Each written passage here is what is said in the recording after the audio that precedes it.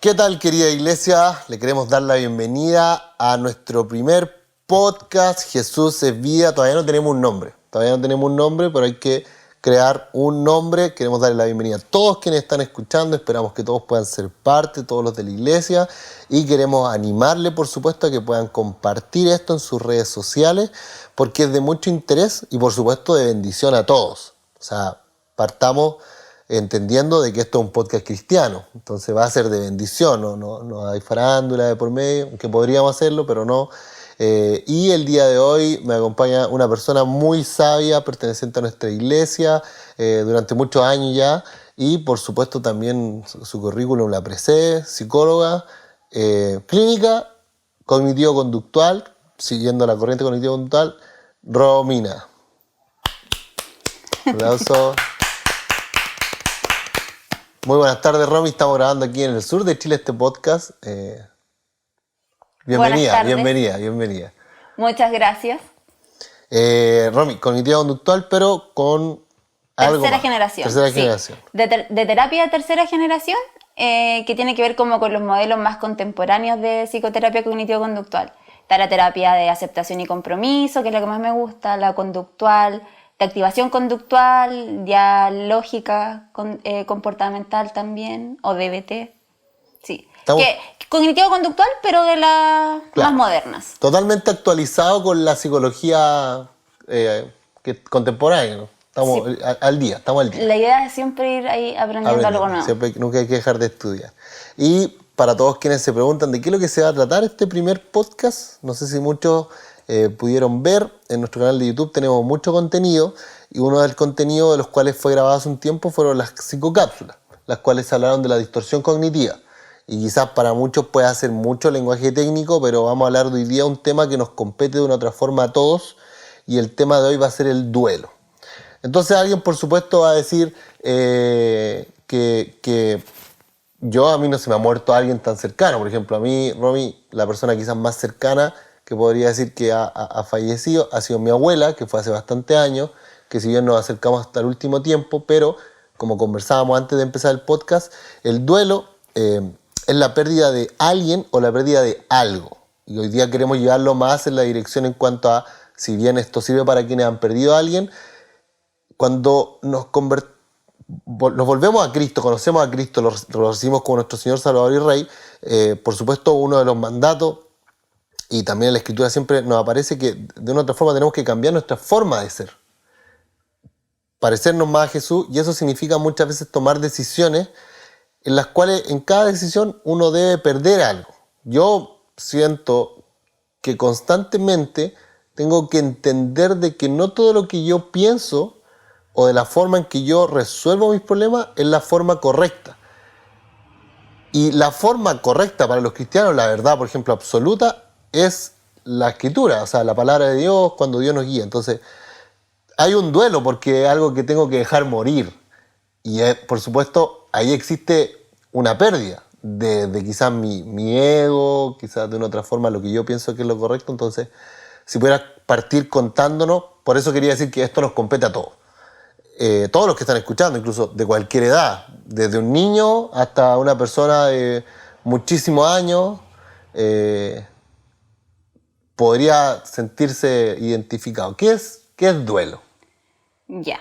Duelo viene de la palabra dolor, y la manera quizás más precisa de decirlo sería proceso de elaboración del duelo. Proceso porque consta de varias etapas. De elaboración, de la palabra laburo, trabajo, porque es un trabajo, y duelo de dolor, es decir, tenemos que trabajar el dolor que significa es experimentar una pérdida, como tú dices, de algo o de alguien. Siempre las pérdidas más dolorosas son las pérdidas vinculares, pues afectivas, las que significan el perder un ser querido, quizá el término de una relación de pareja, por ejemplo. Esas son como las más dolorosas, la muerte. Claro.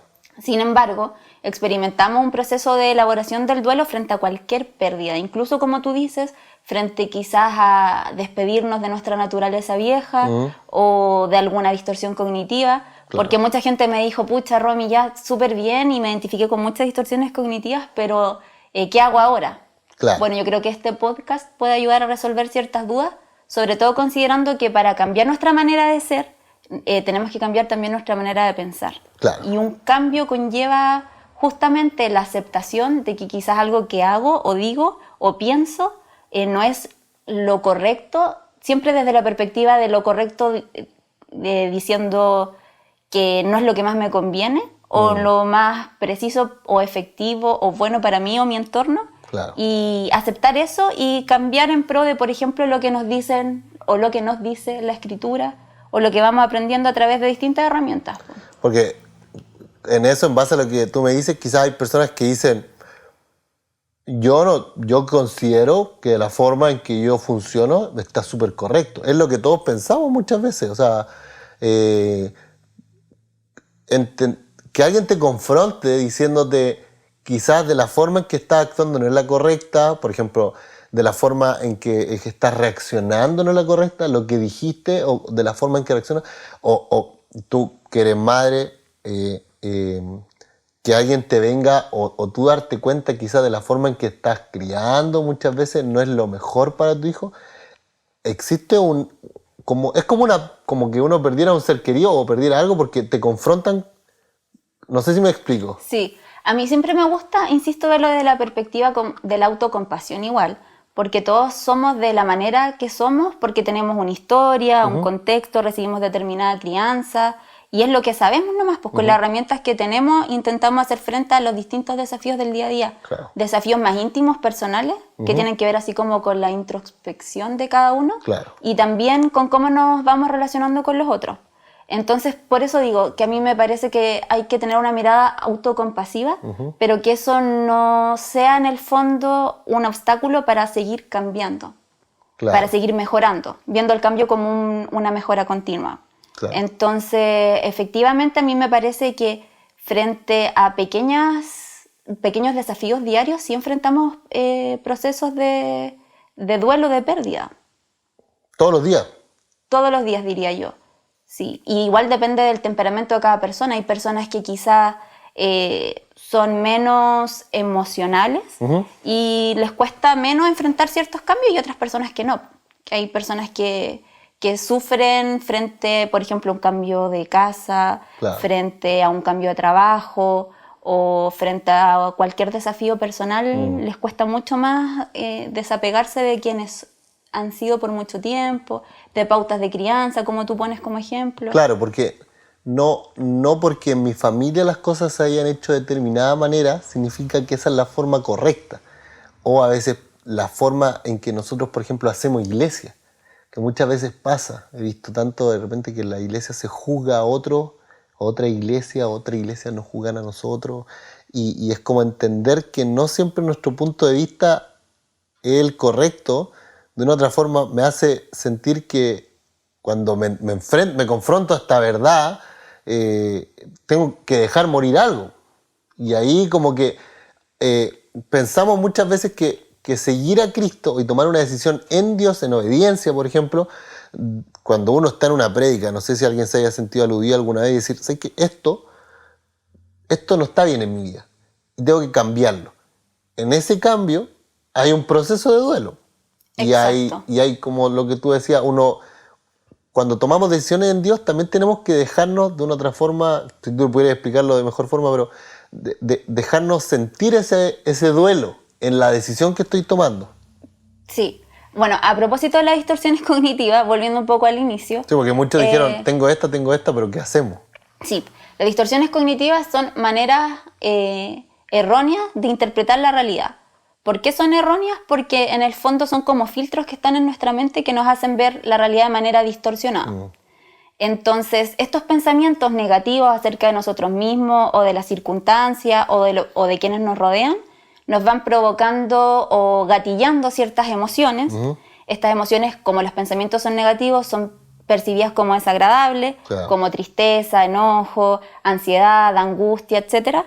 Estas emociones nos generan también comportamientos, quizás tender al aislamiento o pelear con los otros. Claro. Y también nos van provocando reacciones físicas, propias, por ejemplo, de la ansiedad o de la depresión en algunos casos. Claro. Entonces, cambiar un pensamiento que es algo tan interno que está tan arraigado en tan nosotros. abstracto, así como que no lo puede agarrar. Por supuesto que conlleva un trabajo.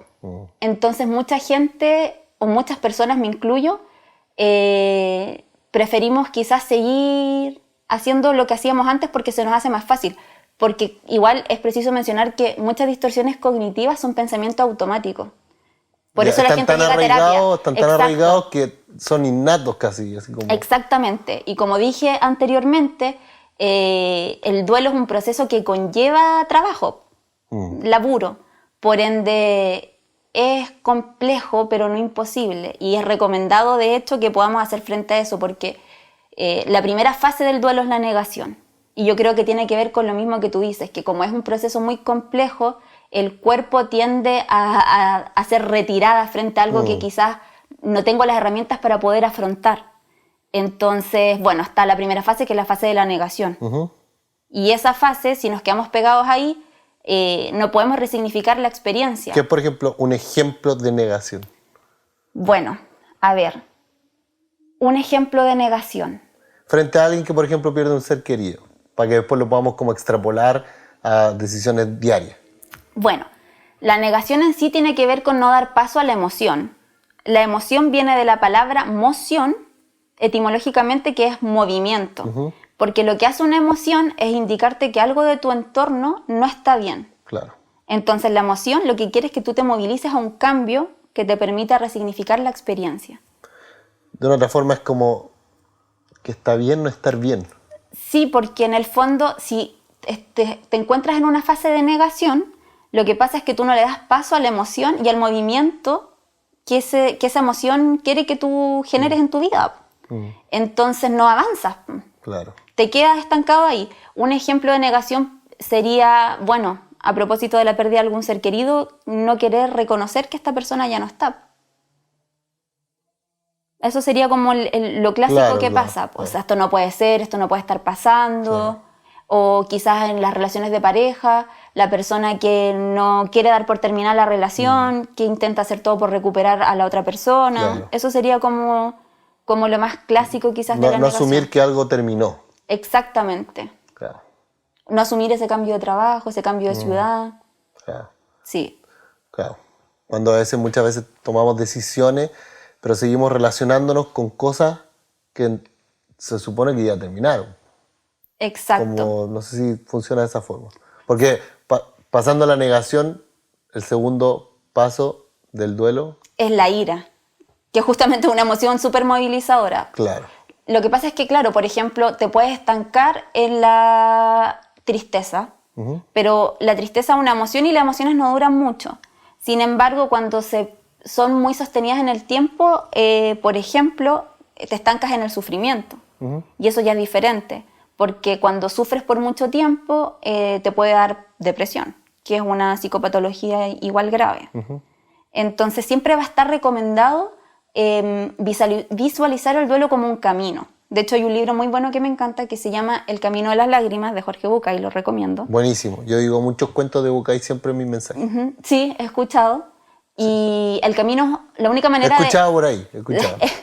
La única manera de terminar un camino es transitándolo. Entonces, si yo no avanzo en las fases del duelo, nunca voy a salir del camino. Pero eso está buenísimo, porque para pasar el camino hay que transitarlo, o sea, hay que moverse. Exacto. Y cuántos quizás, también nosotros, por supuesto, tratamos de pasar un proceso quizás en Dios, pero sin movernos.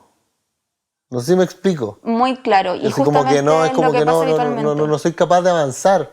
O sea, esto se terminó, yo tomé una decisión, hubo una pérdida, una enfermedad, una crisis, lo que sea, y nos quedamos sumergidos en, como así como, Señor, ¿por qué me has abandonado? Así como, Dios, ¿por qué me has abandonado? No sé si me explico, así como, no sé, porque cuando estaba hablando pensaba en Elías, que la palabra del Señor dice que era un hombre sujeto a emociones igual que las nuestras, así como un tipo muy emocional. Yo por mis cercanos, aparentemente soy una persona muy emocional, muy intensa, muy exagerado en todo.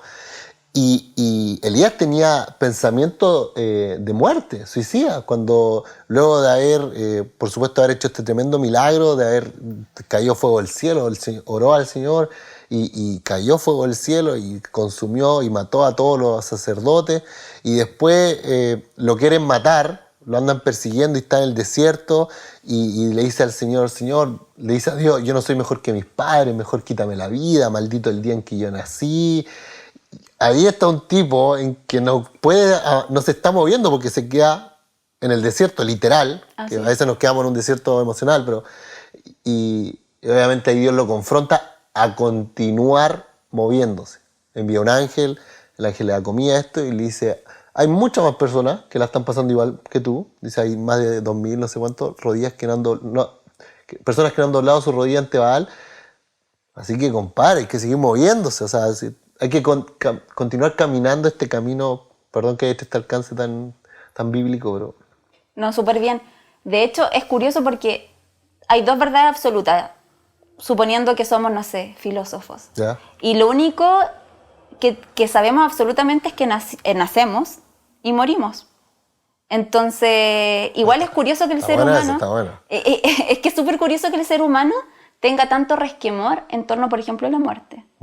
Y la muerte es súper... A mí me gusta la muerte porque es justa, porque... Es transversal a los estatus sociales. Exactamente. Igual, y ahora humilde, muchas enfermedades psicológicas, patologías, como dices tú, conducen al miedo a morir. Sí, sobre todo la ansiedad. Sí, la ansiedad es un temor constante a volverse loco o a morir justamente. A que suceda algo malo. Sí, distorsiones y cognitivas. yo me muera. Sí, o alguien que quiero. Como por ejemplo la ansiedad por separación. Claro. Sí. Que dentro de todo ahí también se vive un duelo. Sí. Lo que pasa es que, bueno, por ejemplo en el caso de la depresión, las personas que tienen quizás ideación o intento suicida, en el fondo es por evitación de la experiencia. No son capaces, o no sé si no son capaces, no cuentan con las herramientas para afrontar ciertas situaciones. Y la manera así como suprema de evitar esta realidad es la muerte. Que no es lo mismo que le pasa a la persona con ansiedad, es muy diferente. Correcto. Pero volviendo al tema, creo que sí, justamente, la única manera de salir del camino es avanzando, caminar y transitar por él. Si nos quedamos estancados en la negación, es como estar a la entrada del camino todo el tiempo. Claro, y haciendo un paralelo como con el Evangelio, al final el Evangelio es movimiento. O sea, las iglesias siempre tienen que estar constantemente avanzando, y uno como hijo de Dios dice que debemos perfeccionarnos hasta la altura del varón perfecto, ¿cachai? Que es Jesucristo. O sea, no estancarnos en lo que somos, sino que ir cambiando cosas para tratar de parecernos a Jesucristo, que es como nuestro más alto ideal, nuestro sonum bonum, ¿cómo se dice? De hecho, yo creo que lo peor que le puede pasar a una persona que está enfrentando un duelo es quedarse estancado. En cualquiera de las etapas. Está la negación, está la ira, la negociación, la depresión y por último la aceptación. Perdón, que ya, pues, si podemos ir al tercer punto, si es que alcanzamos a verlos todos hoy día como por encimita, por supuesto, porque vamos a ir a través de los podcasts y tratando distintos temas. La negociación, somos buenísimos. ¿Qué es la negociación? La negociación es la fase en donde intentamos entender por qué pasó lo que pasó y llegar como a puntos de acuerdo. No sé si me explico. Sí. Perdón, yo digo que sí. No sé si... Claro, tiene que ver con intentar entender, ya si en realidad... ¿No dicen que no aquí? No. Esto pasó por tal motivo y puedo llegar como a un punto de encuentro, de entender. Lo que pasa es que el ser humano ve a las personas como objetos a veces. Entonces, si a mí se me tapa la cañería del lavaplato, claro, y yo sé por qué se tapó la cañería del lavaplato, voy a poder arreglarla. Pero comprendo. Resulta que con las relaciones interpersonales y con uno mismo no es así la cosa. Y, perdón, ¿puedo hacer un alcance? Que justo hoy día estaba hablando de eso. Si hago un paralelo con la Biblia, por supuesto. Es que este es mi parte del podcast, tengo que hacerlo. En Dios, por lo menos, muchas veces tratamos de negociar ciertas cosas, como tú dices, tratar de entender, Señor, ¿por qué me está pasando lo que me está pasando? ¿Por qué estoy en la situación en la que estoy? No sé si obedece a lo que tú estás explicando. Y muchas veces debemos entender como hijos de Dios de que no siempre vamos a entender por qué estamos atravesando lo que estamos atravesando. Me explico. Job nunca supo por qué le vinieron todos esos males. Si leemos el libro completo de Job, vemos de que pasó toda la historia, que Dios conversa con Satanás y dicen porque Job está bien, por eso es así, entonces Dios permite que Satanás lo toque, se le vienen un montón de calamidades, pasa por una crisis tremenda, pierde todo, familia, señora, economía, salud. Luego el tipo pasa la prueba, por decirlo de alguna forma, se recupera, recibe el doble de todo lo que tenía, pero jamás en el libro de Job se ve que Dios habla con Job para decirle, mira Job, esto te pasó por esto, por si acaso, ¿eh? No es que nunca supo.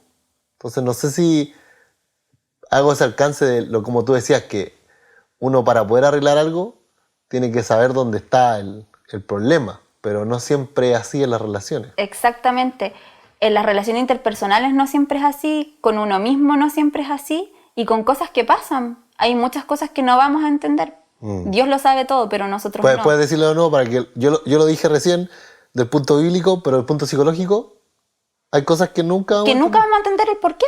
Simplemente somos así. De hecho, nacemos con determinado temperamento, que son las características innatas con las que nacemos, que a veces ni siquiera son heredadas, pero son propias de cada uno.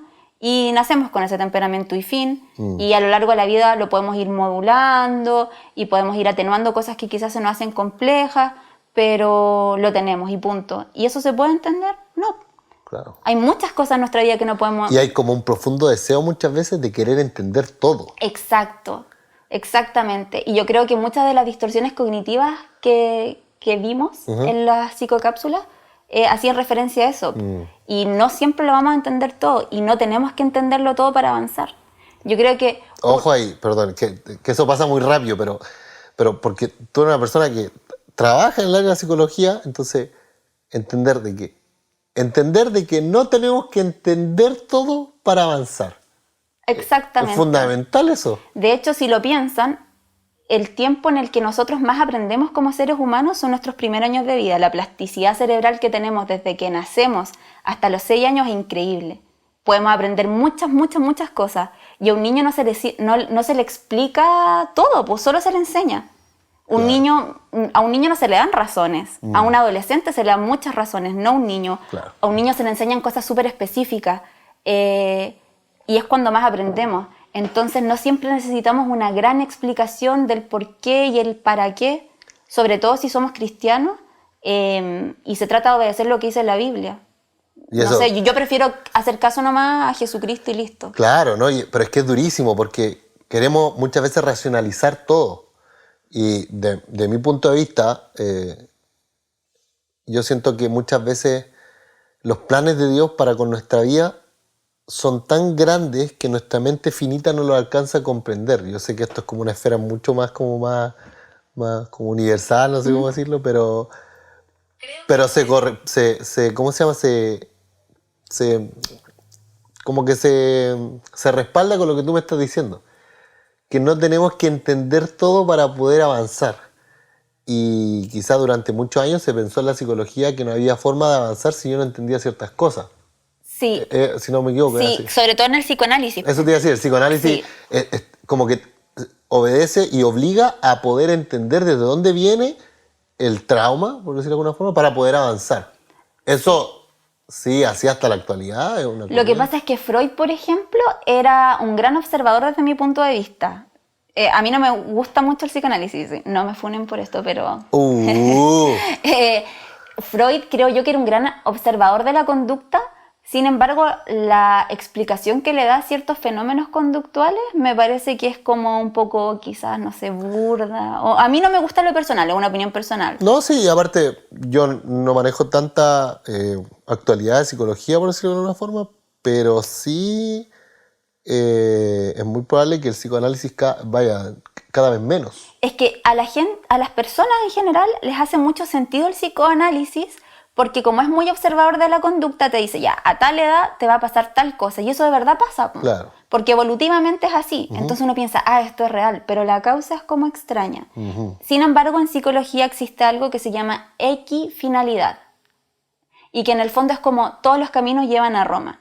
Si hay algo que a ti te sirve para mejorar, entonces está bien.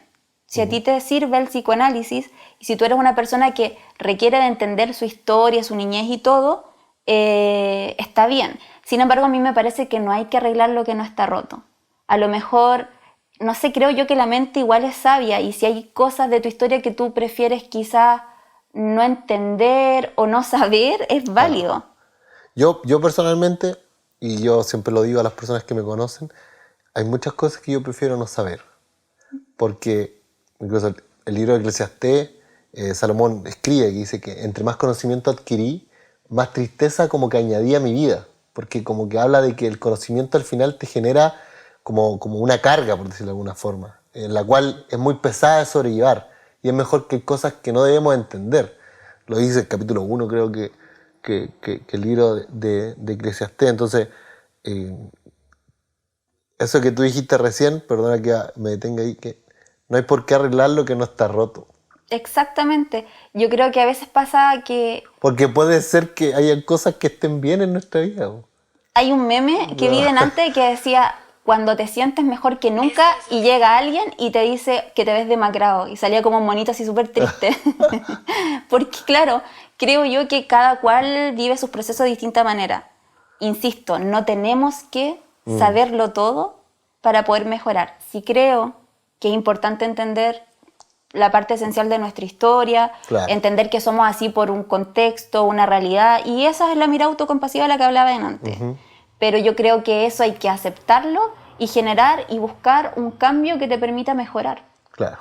Sin sentir que uno tiene algo malo, sino que tiene que ver con querer estar mejor nomás y ser mejor, que es Claro. también a lo que se nos llama. Claro. ¿Y las últimas 2 etapas? Está, bueno, dije la negación, la ira, la negociación, la depresión y la aceptación.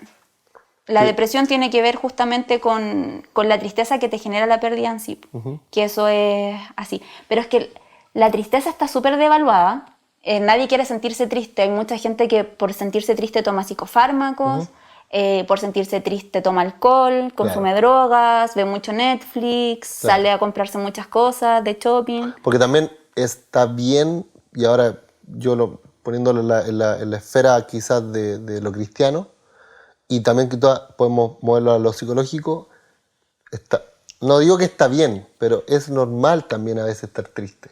Sí, yo diría que está bien. Estar triste no es estar enfermo y estar triste no es estar lejos de Dios. No Sí. sé cómo... Lo que pasa es que, por eso digo, de partida las emociones son algo del ser humano, es decir, ¿quién las creó? Claro. Dios. Dios creó las emociones. Y creo la tristeza. exactamente, y las emociones le dan sentido a nuestra experiencia, es decir, sin emociones nuestra vida no tendría ningún sentido. Insípida. No sabríamos lo que es bueno y lo que es malo, por ejemplo, lo que nos gusta, lo que nos disgusta, no sabríamos cuando alguien nos falta el respeto, no sabríamos que amamos. Entonces yo creo que, claro, en un mundo contemporáneo donde todos queremos que todo sea muy bonito y igual es lo que promueven las redes sociales, por ejemplo, que es lo que consume la mayor parte del mundo, el Claro. 90% del tiempo. No, y mucha gente se autodiagnostica a través de las redes sociales. Claro. Entonces, la gente intenta evitar experimentar ciertas emociones porque es desagradable sentirlas, pero tienen un fin adaptativo.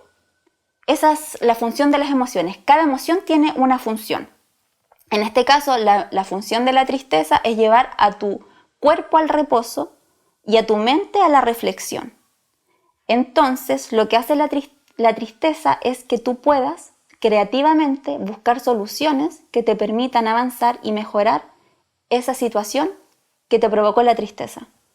Por eso, por ejemplo, la mayoría de los grandes temas musicales, la mayoría de las grandes obras, esculturas, cuadros, etc., se crean de artistas que están transitando por un camino súper doloroso. Claro. Generalmente los artistas, o no generalmente, pero hay muchos artistas que tienen depresión, porque la tristeza te lleva a ser creativo. Eso es lo que provoca en tu cerebro, buscar soluciones. O sea que de una otra forma hay muchas cosas positivas en la tristeza. ¿O? Por supuesto que sí, pues sí, es creado por Dios y tiene un fin adaptativo.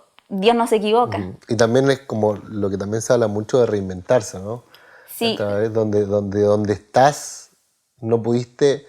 es lo que igual quizás se predica mucho, que a través de ciertas crisis uno sale fortalecido, uno sale diferente, como no sé si obedece a lo mismo. Sí, creo yo que sí, porque efectivamente ya hay una situación o algo, ¿cierto?, que te pone triste y se provoca todo esto a nivel cerebral y es la manera que tenemos de entender la situación, pues. Claro.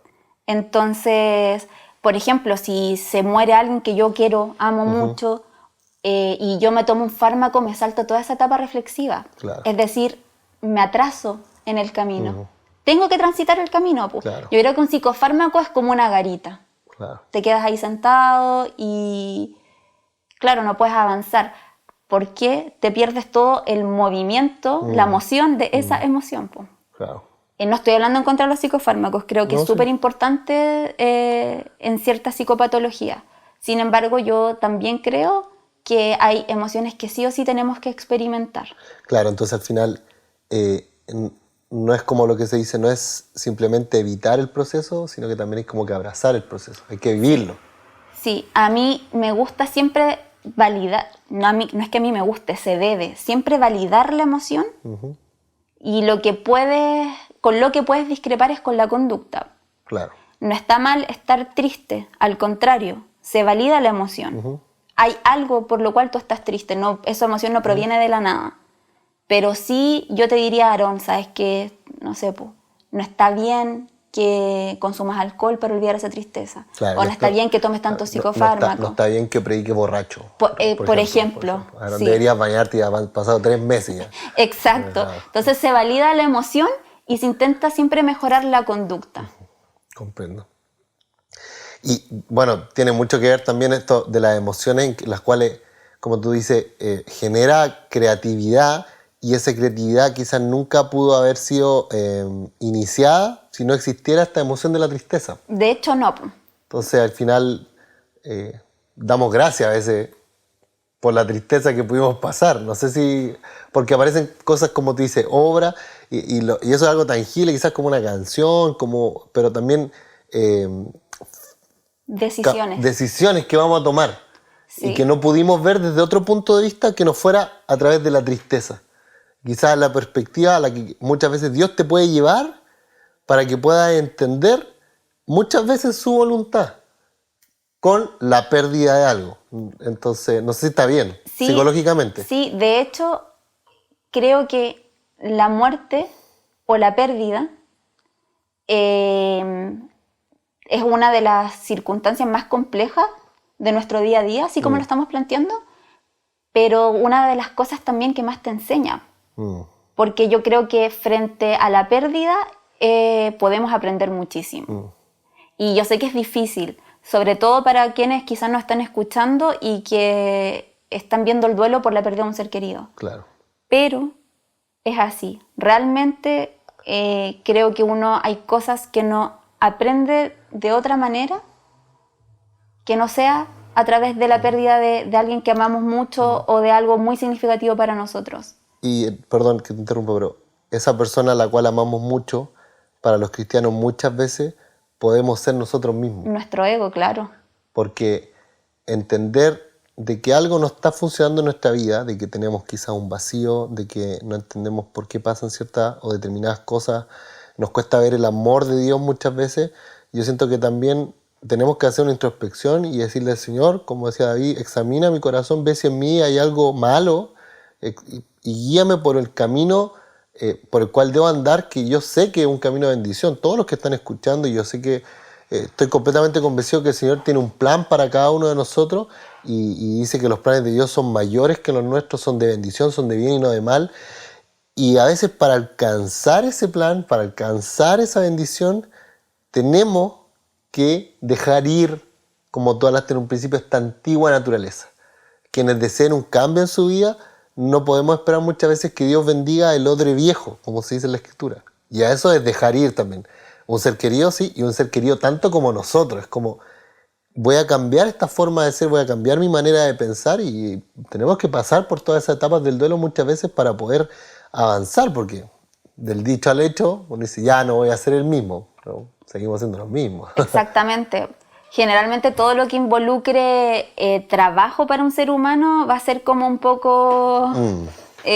quizás, claro, nadie quiere trabajar más de la cuenta. Claro. Y como hemos dicho, el duelo en sí es un trabajo pesado, entonces quizás uno tiende a querer saltarse esa etapa. Y también a propósito de lo que tú dices, a mí me parece que pasa en torno a los otros también. Claro. Cuesta a veces aceptar que los demás no sean como uno quiere que ellos sean. Claro. Cuesta aceptar las decisiones de alguien que queremos y que vemos que se está equivocando, o al revés, pues. Claro. Yo creo que también una vez tiene que... yo creo que a veces la idealización es un duelo también. Claro. Que hay que quizás sacarse las gafas de la idealización y ver la realidad. Y ese proceso de sacarse las gafas también puede ser un proceso de elaboración del duelo. Correcto. De ver quién es el otro y no el potencial que yo creo que el otro tiene. Y eso pasa mucho en las relaciones de pareja. Claro. Uno se enamora del potencial que ve en el otro. Pero a veces ese potencial que queremos que el otro explote, Claro. no me permite ver quién es la persona que tengo al frente y disfrutarlo también día a día. Ay, pero no nos adelantemos porque ese puede ser el próximo ya. capítulo frente a las otras personas.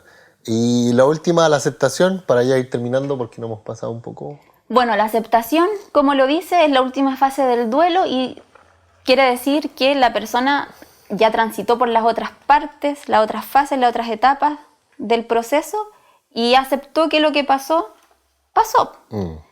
Porque hay cosas que no podemos controlar y que no son como nos gustaría. Claro. Y otras que sí, pero que igual decidimos dejar, y ahí tenemos un proceso de elaboración del duelo.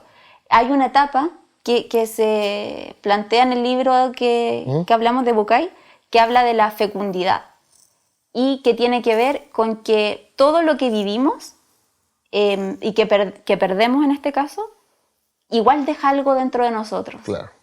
Y nosotros ponemos en práctica esto. Por ejemplo, no sé, pues si quizás tú nos comentaste que perdiste a tu abuela, si quizás ella era una persona solidaria, tú... No lo era. ¿No? No, sí lo era. Ya, ¿cómo era? re egoísta, Algo bueno. Por eso yo soy tan egoísta ahora. Algo bueno. En verdad no lo conocí mucho. Así era cercana, ¿verdad?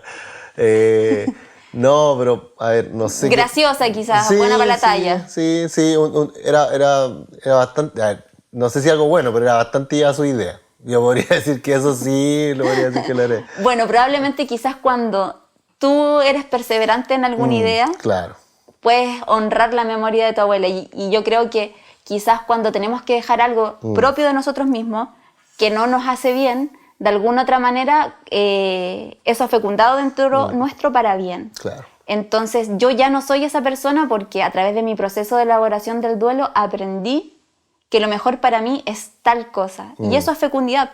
Yo creo que el duelo deja algo bueno entre las personas cuando el proceso se vive correctamente. Bueno, el apóstol Pablo dice, no recuerdo la cita ahora exacto, pero dice que todo lo que yo he pasado en mis prisiones sirvan de testimonio para la edificación del evangelio. Tal cual. Entonces, de una otra forma, todo el recorrido que tuvo que hacer Pablo en sus viajes misioneros y en su caminar cristiano, como cada uno de nosotros, que sirvan para la edificación, o sea, que sirvan para la bendición de quienes se están uniendo o quienes pertenecen al Evangelio de Cristo, que somos todos nosotros. O sea, para nosotros, toda la Escritura es un ejemplo vivo de duelos de personas que de una u otra forma transitaron por este camino y han dejado su testimonio en las Escrituras para que sirvan de mucha bendición a nosotros. Yo creo que quizás en algunas personas que estén transitando un proceso de elaboración del duelo o que lo hayan transitado hace poco, lo que hablamos en este podcast puede generar un poco de rechazo, porque estamos viendo algo que es muy complejo, lo estamos planteando de una manera súper positiva, entre comillas. Claro. Pero la verdad es que es así. Claro. Yo sé que, de hecho, yo recomiendo que en el proceso de duelo todos puedan refutar, patalear lo máximo posible. Y si alguien por ahí en la iglesia me encuentra y me quiere decir, Romy, es que no tenía idea de nada, lo acepto. Porque realmente creo que... Alta declaración. sin golpes. Una fila el domingo. Próximo domingo presencial, sin golpes, sí. Me refiero a que cada cual vive su proceso a su manera. El duelo es algo... Súper personal. Personal, exactamente. Sin embargo, creo que de todo podemos sacar algo bueno. No sé si conocen el libro El hombre en la búsqueda del sentido, de Víctor Frank. ¿no? No los dejes ignorantes, por favor. Él es un psiquiatra que estuvo en un campo de concentración. Y de hecho después creó la logoterapia, Ya. que es un modelo psicoterapéutico que habla acerca de Que nuestro pastor habla mucho de la logoterapia. de tomar lo positivo, ¿cierto? De todas las circunstancias, porque hay algo que nadie puede tocar si nosotros no lo permitimos, y es nuestra mente. Y todo está en nuestra cabeza. Nosotros podemos interpretar la realidad de la manera en la que tengamos nuestra mente, y si nosotros no permitimos que nadie entre ahí, nadie va a entrar. Entonces, a pesar de que pueda chocar que quizás veamos algo complejo de manera positiva, sí puede ser de esa manera.